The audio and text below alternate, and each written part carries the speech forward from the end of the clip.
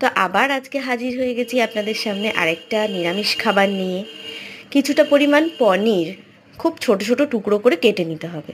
তারপর সেটাকে কড়াইতে তেল দিয়ে ভাজতে দিতে হবে।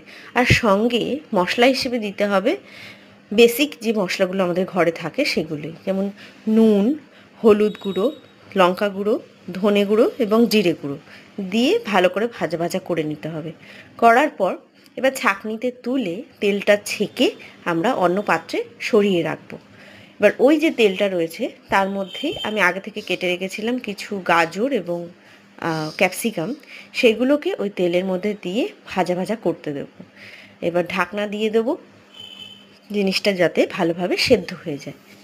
খানিকক্ষণ পর ঢাকনা খোলার পর দেখব যে জিনিসটা ভাজা হয়ে গেছে সবজিগুলো।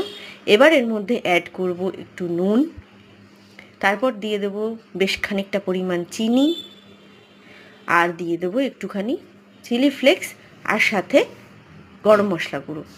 তো দেওয়ার পর আবার ভালো করে তেলের উপর জিনিসটা নাড়াচাড়া করে নেব। সেদ্ধ হয়ে গেছে, এবার সবজিটাকে নাড়াচাড়া করে নেব।